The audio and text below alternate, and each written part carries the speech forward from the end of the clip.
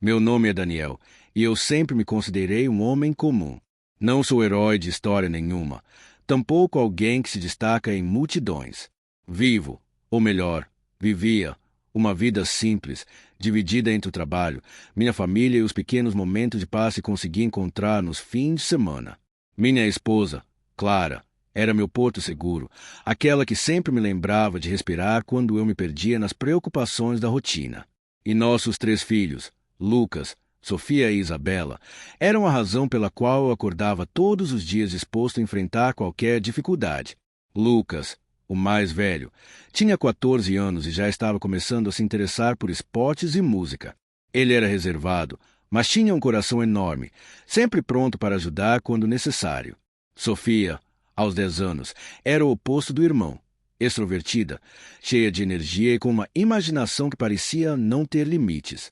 Ela adorava desenhar e inventar histórias malucas que faziam toda a família rir à mesa do jantar. E então havia Isabela, nossa caçula, de apenas 6 anos. Ela era pura luz, um raio de sol em forma de criança. Com seus cabelos cacheados e olhos grandes e curiosos, ela enchia nossos dias com perguntas inesperadas e risadas contagiantes. Nosso lar não era nada luxuoso.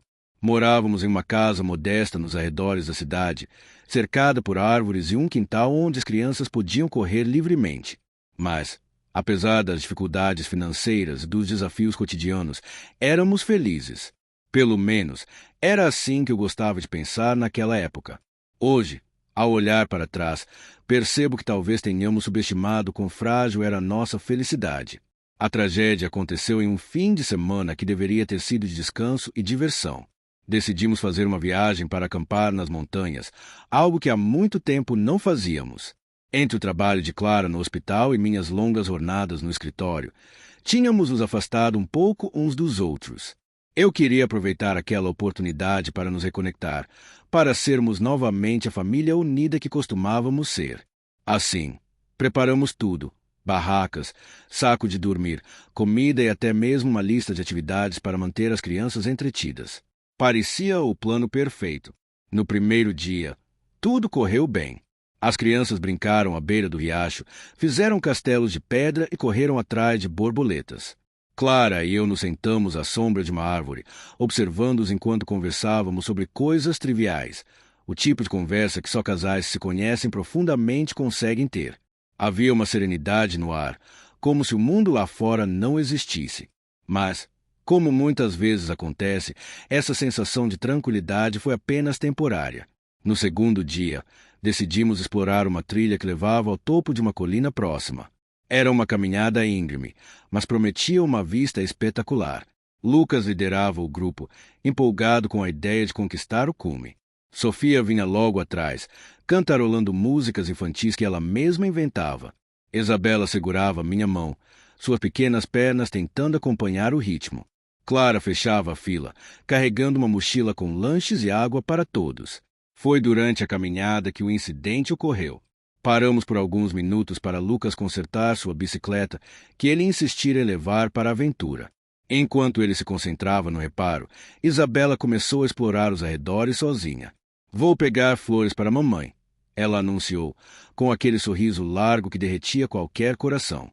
Eu a observei se afastar por alguns metros, distraído pela conversa com Clara sobre o próximo destino das férias escolares. "Daniel", Clara disse, sua voz repentinamente tensa, "onde está Isabela?" Olhei ao redor, esperando vê-la voltando com um punhado de margaridas ou dente de leão. Mas ela não estava lá. Chamei seu nome, primeiro baixo, depois alto, minha voz ecoando pela floresta. Comecei a correr, chamando-a repetidamente, enquanto Clara reunia as outras crianças e seguia atrás de mim. Minha mente girava em pânico. Onde ela poderia estar? Como ela poderia ter desaparecido tão rápido? Passaram-se horas. Horas intermináveis de busca desesperada, gritando seu nome até minha garganta ficar rouca. Outras pessoas se juntaram à procura. Amigos, vizinhos, até mesmo equipe de resgate. Mas Isabela parecia ter sumido sem deixar vestígios. Até que, ao anoitecer, encontrei algo que gelou meu sangue. O vestido dela, rasgado e manchado de sangue, preso em um galho próximo ao riacho. Não sei quanto tempo fiquei ali parado, segurando aquele pedaço de tecido entre as mãos trêmulas. Minha mente se recusava a aceitar o que meus olhos viam. Onde estava minha menina? Quem poderia ter feito isso? Essas perguntas me consumiram durante meses, transformando minha dor em raiva e culpa. Culpa por não estar lá quando ela mais precisava. Culpa por não tê-la protegido. Os dias seguintes foram um borrão de investigações policiais, entrevistas e buscas infrutíferas. Ninguém nunca encontrou Isabela, nem seu corpo, nem qualquer outra pista concreta. A única certeza que nos restou foi a de que ela havia desaparecido, talvez para sempre. Minha vida nunca mais foi a mesma depois disso. O peso da culpa me sufocava. Eu me tornei distante, incapaz de encarar Clara ou as outras crianças sem sentir um nó na garganta. Meu casamento começou a se desgastar. Clara tentava ser forte, mas eu via a dor em seus olhos toda vez que ela olhava para mim. Lucas e Sofia também sofriam, embora tentassem esconder. Eles precisavam de um pai, mas tudo o que eu conseguia oferecer era silêncio e ausência. Tudo parecia cinza, como se o sol tivesse deixado de brilhar para mim. Até que, um dia, recebi algo que mudaria tudo novamente. Certa manhã, ao abrir a caixa de correio, encontrei uma carta que me fez parar no meio do caminho. Era simples, sem remetente, e parecia ter sido escrita à mão em uma folha de papel amarelada pelo tempo. O envelope estava desgastado nas bordas, como se tivesse passado por muitas mãos antes de chegar às minhas. Hesitei por um momento, segurando-o entre os dedos, enquanto meu coração começava a bater mais rápido sem razão aparente. Não havia selo postal, nem carimbo, apenas meu nome escrito na frente com uma caligrafia firme e elegante. Dentro, encontrei uma mensagem curta, mas que ecoou dentro de mim como um trovão. Daniel, venha ao lugar onde o peso do inverno ainda repousa. Aqui, as respostas esperam. Li e reli aquelas palavras várias vezes, tentando encontrar algum significado oculto ou uma pista sobre quem poderia tê-las escrito. Quem sabia sobre aquele lugar? Refiro-me-á. As cores pareciam mais vibrantes, os cheiros mais intensos, e até mesmo o som dos meus próprios passos sobre a terra úmida parecia ecoar de maneira anormal. Eu sabia, no fundo, que estava prestes a viver uma experiência fora do comum. Esther liderava o caminho, seus movimentos fluidos e graciosos, como se ela já conhecesse cada centímetro da floresta. Ela parou em uma clareira ampla, onde o sol penetrava por entre as árvores altas, criando padrões de luz e sombra no chão coberto de musgo. Este é o lugar onde começaremos, ela disse, sua voz calma e firme. Mas antes de qualquer coisa, Daniel, precisamos que você entenda quem somos. Eu olhei para ela, confuso. Vocês disseram que são guardiões das verdades. O que isso significa exatamente? Jonas, que até então permanecerá em silêncio, deu um passo à frente. Seus olhos eram intensos, quase hipnóticos, e sua presença imponente parecia preencher todo o espaço ao nosso redor. Somos figuras que representam aspectos daquilo que você chama de vida, ele explicou, sua voz grave ecoando pela clareira. Não somos pessoas comuns. Daniel, somos reflexos do que há dentro de você, suas memórias, seus medos, suas esperanças. Estamos aqui para ajudá-lo a navegar pelo labirinto de emoções que você construiu ao longo dos anos. Aquelas palavras me deixaram ainda mais confuso. Reflexos? Do que você está falando? Lúcia sorriu gentilmente, aproximando-se de mim. Sua energia era suave, quase infantil, mas havia uma profundidade nela que me fazia sentir pequeno. Imagine que cada um de nós representa algo que você precisa confrontar, ela disse. Esther é a sabedoria, aquela que guia você através do conhecimento e da compreensão. Jonas é a força, a figura que o empurra a enfrentar seus maiores medos. E eu? Ela fez uma pausa, tocando levemente meu braço novamente. Sou a cura, a parte que ajuda você a sarar as feridas que carrega. Eu balancei a cabeça, tentando processar tudo aquilo. Então, vocês não são reais? São apenas metáforas. Esther riu baixinho, um som musical que parecia dançar com o vento. Realidade é um conceito relativo. Daniel, para você, neste momento, somos muito reais. E, enquanto estivermos aqui, vamos guiá-lo por uma jornada que você precisa fazer para encontrar respostas e talvez até mesmo paz. Com isso, ela indicou que deveríamos seguir em frente. Caminhamos por uma trilha estreita que parecia surgir do nada, cercada por árvores tão altas que seus galhos formavam do céu acima de nossas cabeças. O ar estava denso, como se o próprio tempo tivesse desacelerado para nos acompanhar. Enquanto andávamos, Esther começou a falar, sua voz tranquila e envolvente. Daniel, você tem vivido sob o peso da culpa desde o dia em que Isabela desapareceu. Essa culpa o afastou de sua família, de si mesmo e até mesmo de Deus, se é que você acredita nele. Mas o que você precisa entender é que a culpa não vai trazer sua filha de volta. Ela não vai mudar o passado. Tudo o que ela faz é prendê-lo em um ciclo de dor. Engoli em seco, sentindo o nó na garganta apertar ainda mais. Como posso não me sentir culpado? Eu devia ter estado lá com ela. Devia tê-la protegido. Jonas interveio, sua voz cortante como uma lâmina. Você acha que a culpa é exclusivamente sua, que foi sua negligência que causou a tragédia. A verdade, Daniel, é que ninguém pode controlar tudo. Nem você, nem Clara, nem ninguém. A vida é imprevisível e às vezes coisas terríveis acontecem sem motivo aparente. O que importa não é o que aconteceu, mas como você escolhe lidar com isso. Suas palavras me atingiram como um soco no peito. Eu queria argumentar, dizer que ele estava errado, que eu tinha responsabilidade direta pelo que aconteceu. Mas, no fundo, sabia que ele estava certo. A culpa era como uma corrente pesada que eu carregava todos os dias, e ela só servia para me afundar ainda mais na escuridão. Chegamos, anunciou Lúcia, interrompendo meus pensamentos. Estávamos em outra clareira, menor e mais íntima que a anterior. No centro, havia uma pedra grande e plana, coberta por musgos e líquen. Ao redor dela, pequenas flores silvestres cresciam em abundância, como se fossem cuidadas por mãos invisíveis. Sente-se, instruiu Esther, apontando para a pedra. Hesitei por um momento, mas obedeci. Quando me sentei, senti uma sensação estranha percorrer meu corpo, como se a própria terra estivesse me abraçando. Foi reconfortante, mas também assustador. O que estamos fazendo aqui? Perguntei, olhando para os três alternadamente. Estamos começando sua jornada interior, respondeu Lúcia. Cada um de nós vai levá-lo a diferentes partes desta floresta, lugares que representam aspectos da sua mente e do seu coração. Você verá coisas que talvez não queira ver, mas se precisa enfrentar para seguir em frente. Eu me preparei mentalmente para o que viria a seguir. Sabia que aquilo não seria fácil, mas algo dentro de mim, talvez uma mistura de curiosidade e desespero, me impulsionava a continuar. Nos dias seguintes, fui guiado pelos três através de experiências que pareciam surreais, quase como sonhos lúcidos.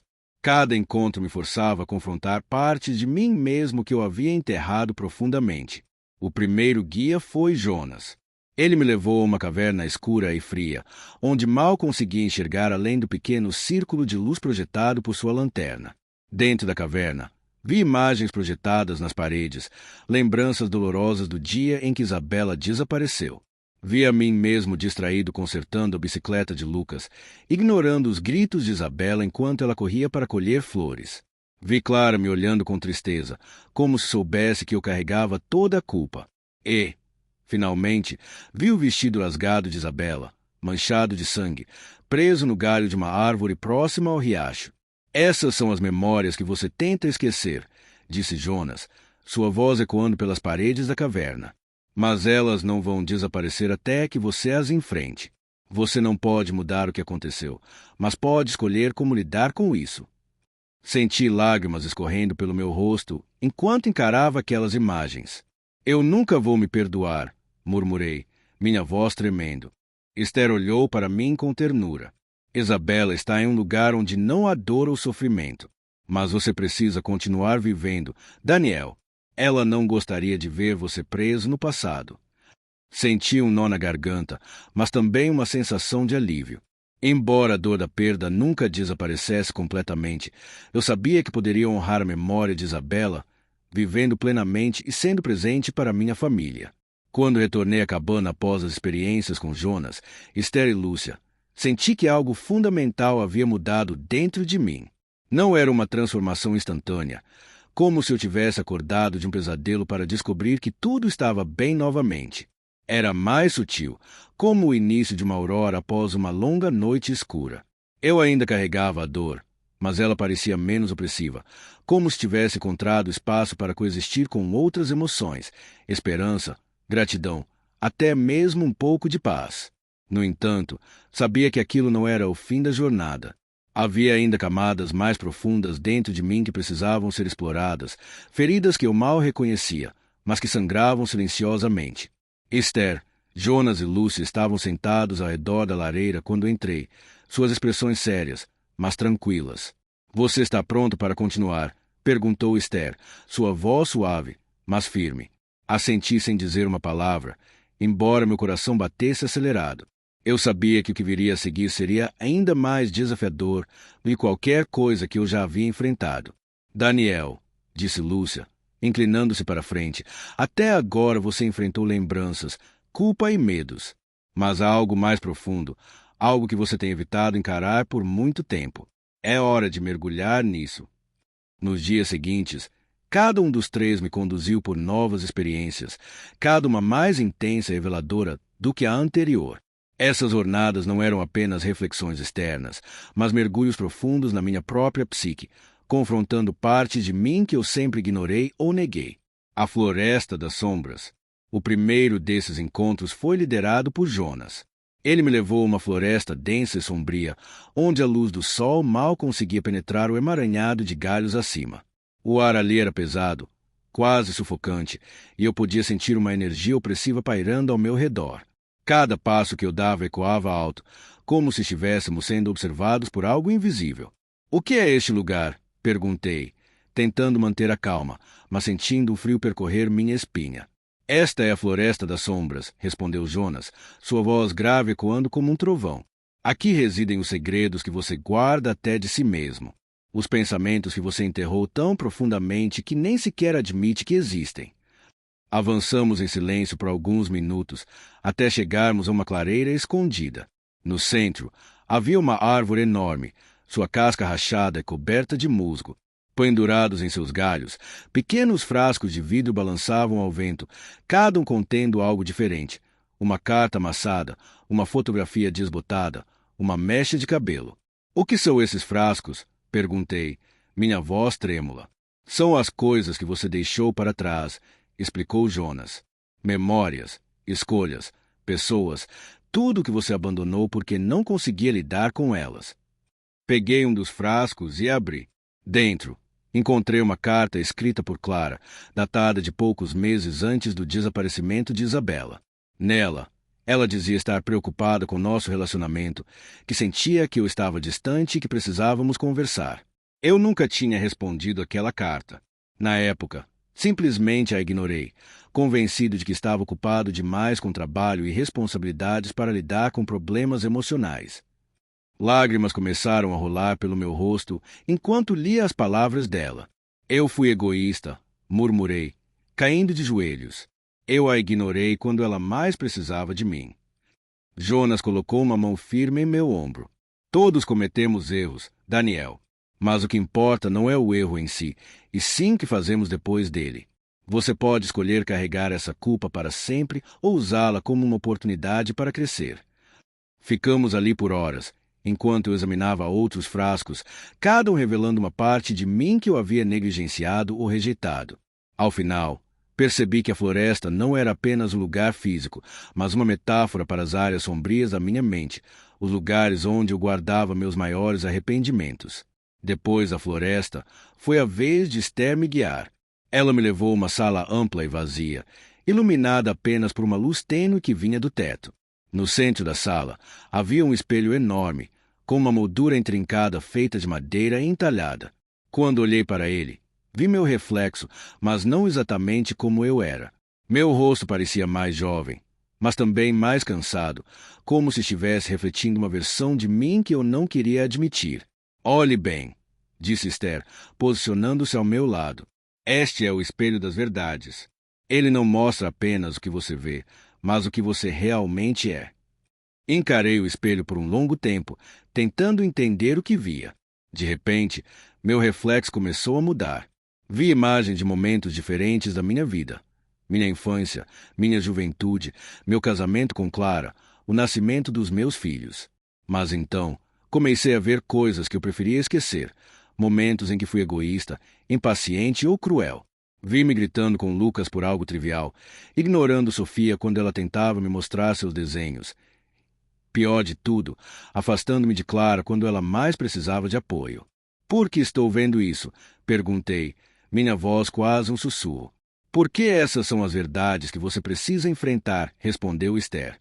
Não adianta culpar apenas o dia em que Isabela desapareceu. Sua dor é real, mas ela também expôs padrões de comportamento que você precisa reconhecer e mudar. Caso contrário, continuará repetindo os mesmos erros. Fiquei ali por horas, encarando o espelho, permitindo que cada imagem me atingisse como uma flecha certeira. Foi doloroso, mas também libertador. Pela primeira vez, admiti para mim mesmo que eu não era o pai ou marido perfeito que sempre imaginei ser. E, estranhamente, isso me trouxe um senso de alívio. Reconhecer minhas falhas não me tornava menor. Pelo contrário, me dava a chance de melhorar. Finalmente, Lúcia me levou ao último local, um jardim vibrante e colorido, cheio de flores de todos os tipos e cores. Ao contrário dos lugares anteriores, aqui o ar era leve e perfumado, e eu sentia uma sensação de paz que não experimentava há anos. No centro do jardim, havia uma fonte de pedra, com água cristalina jorrando continuamente. Este é o Jardim das Memórias, disse Lúcia, sorrindo gentilmente. Aqui estão as memórias que você precisa guardar consigo, não como peso, mas como presentes. Aproximei-me da fonte e vi que ela estava cercada por pequenas placas de madeira, cada uma com uma inscrição.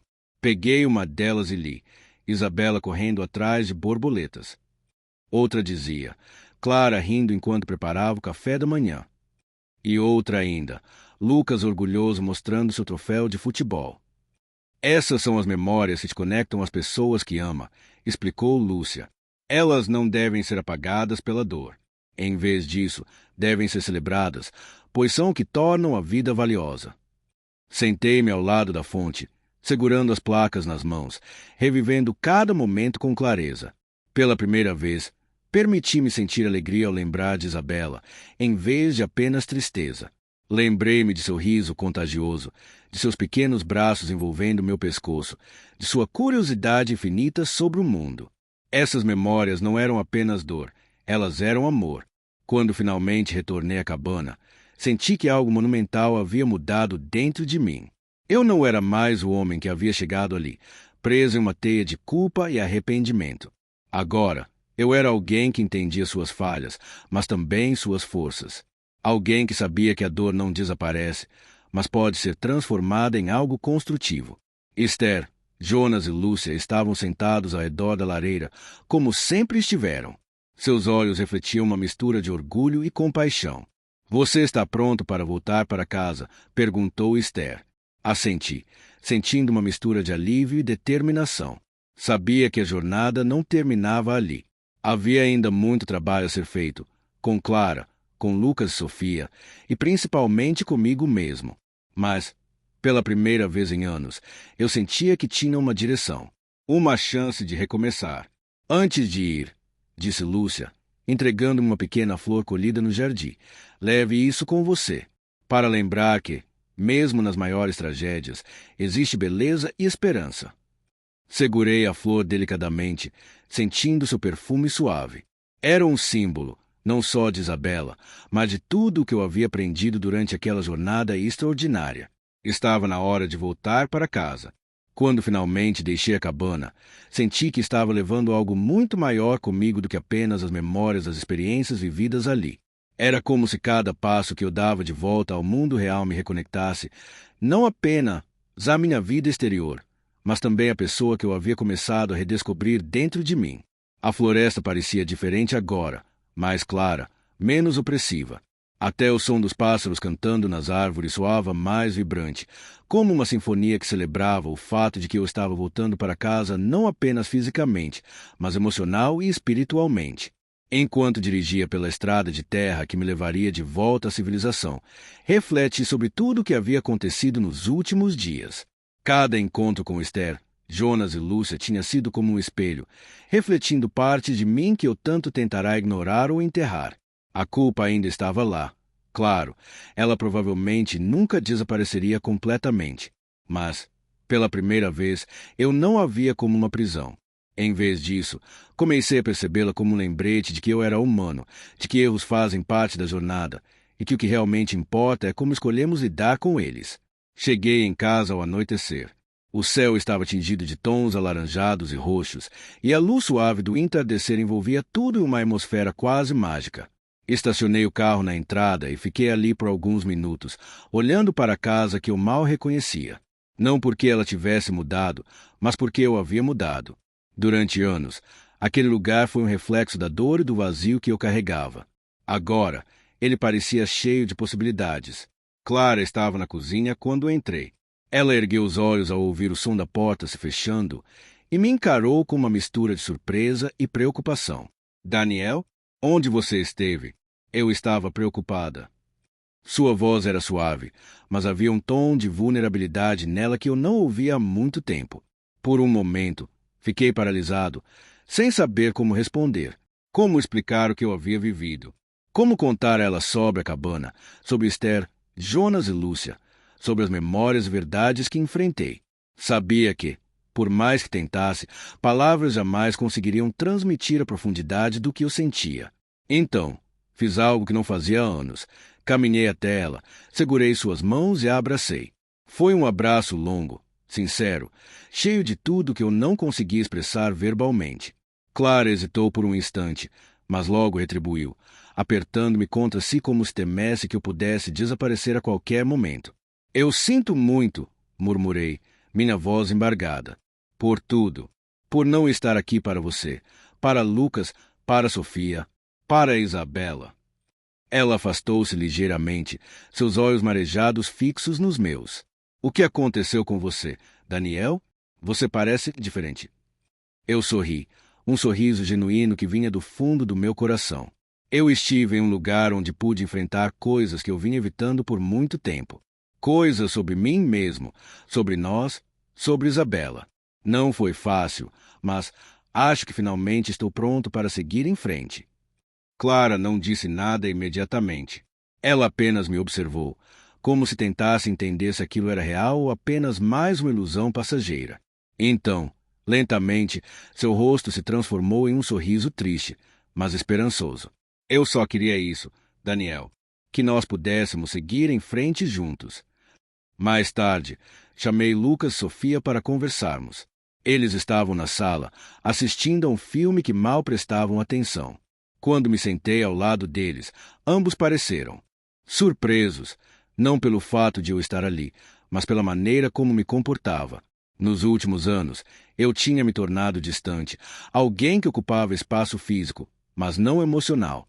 Agora, eu estava presente de verdade. Queria pedir desculpas a vocês dois, comecei, minha voz firme, mas gentil. Sei que não tenho sido o pai que vocês merecem. Eu me perdi por um tempo, mas estou tentando encontrar o caminho de volta, e gostaria que me ajudassem nisso. Lucas, sempre reservado, baixou os olhos, mas vi um leve sorriso surgir em seu rosto. Sofia, por outro lado, não hesitou. Ela pulou em meu colo, envolvendo-me em um abraço apertado. Eu te amo, papai, disse ela, sua voz cheia de ternura. Aquelas palavras simples, vindas de uma criança, tocaram algo profundo dentro de mim. Era como se, ao abraçá-la, eu estivesse abraçando todas as partes de mim que eu havia negligenciado. Minha vulnerabilidade, minha capacidade de amar, minha humanidade. Nos dias seguintes, tentei colocar em prática tudo que havia aprendido. Comecei a conversar mais com Clara, compartilhando não apenas minhas preocupações, mas também meus sonhos e esperanças. Passei mais tempo com Lucas e Sofia, envolvendo-me em suas vidas de maneiras que eu nunca havia feito antes. Joguei futebol com Lucas no quintal. Ajudei Sofia a pintar novos desenhos. Nas noites tranquilas, nós quatro nos reuníamos para assistir filmes ou jogar jogos de tabuleiro. Mas o mais importante foi que comecei a honrar a memória de Isabela de uma maneira diferente. Em vez de deixar que sua ausência fosse um buraco negro em nossas vidas, decidi transformá-la em luz. Plantei um pequeno jardim no quintal, dedicado a ela. Cada flor que crescia ali representava uma lembrança feliz que tínhamos juntos. O dia em que ela colheu margaridas para Clara, a vez em que rimos enquanto construíamos um castelo de areia na praia, o som do seu riso ecoando pela casa. Também comecei a escrever cartas para Isabela. Não porque achasse que ela as receberia, mas porque precisava colocar no papel tudo o que sentia.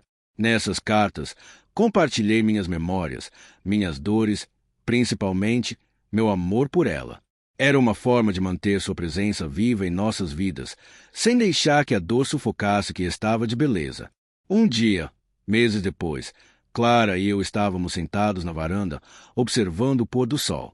Ela segurava minha mão, algo que não fazia há anos, e havia uma serenidade em seu olhar que eu não via desde antes do desaparecimento de Isabela.